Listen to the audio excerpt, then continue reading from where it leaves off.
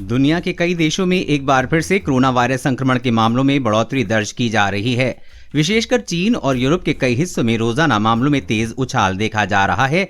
स्वास्थ्य विशेषज्ञों के मुताबिक इन देशों में अधिकतर मामले ओमिक्रॉन के सब वेरिएंट BA.2 के कारण सामने आ रहे हैं, जिसे ओमिक्रॉन के मूल वेरिएंट से अधिक संक्रामक माना जा रहा है।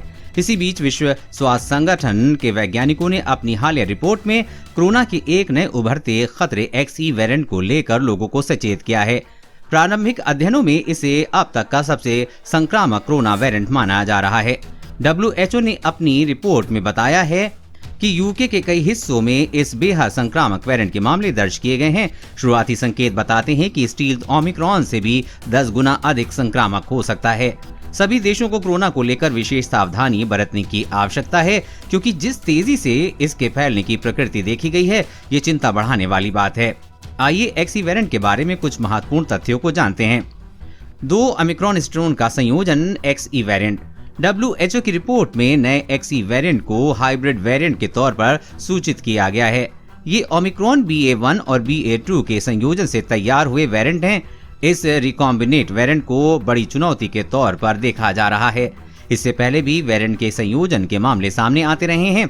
डेल्टा और ओमिक्रॉन के संयोजन से तैयार डेल्टा क्रॉन को भी अध्ययनों से अधिक संक्रामक और घातक पाया गया है। कितना खतरनाक होता है 2 वेरिएंट का संयोजन? प्रारंभिक शोध में XE वेरिएंट को अधिक संक्रामक जरूर बताया जा रहा है, पर वैज्ञानिकों को माने तो 2 वेरिएंट का संयोजन चिंता की बात नहीं है। यूके हेल्थ सिक्योरिटी एजेंसी के मुख्य चिकित्सा सलाहकार डॉक्टर सुसान हॉपकिंस कहते हैं, किसी भी कोरोना वायरस वेरिएंट के साथ दूसरे वेरिएंट के संयोजन से कोई बड़ी चिंता जैसी चीज नहीं है। ये क्रिया वायरस को स्वतः ही उपेक्षाकृत जल्दी मार देती है। हालांकि इसे हल्के में बिल्कुल नहीं लिया जाना चाहिए। वेरिएंट ऑफ कंसर्न के तौर पर वर्गीकृत है।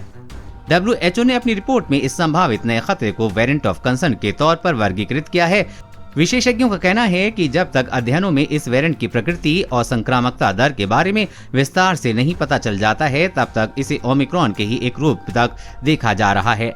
सबसे पहले 19 जनवरी 2022 को XE वेरिएंट के मामले की पुष्टि हुई थी। अब तक यूके में इसके 650 से अधिक मामले रिपोर्ट किए जा चुके हैं।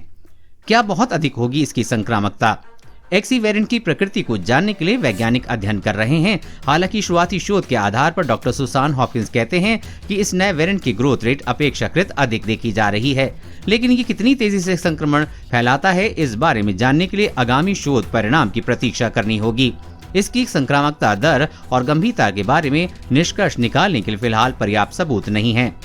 वैक्सीन देगी आपको सुरक्षा। XE वेरिएंट की प्रकृति को देखते हुए वैज्ञानिक वैक्सीनेशन पर जोर देने की सलाह दे रहे हैं। शोधकर्ताओं का कहना है कि इस वेरिएंट के संक्रमण से बचाव और इसे फैलने से रोकने में टीकाकरण एक बड़ा हथियार साबित हो सकता है।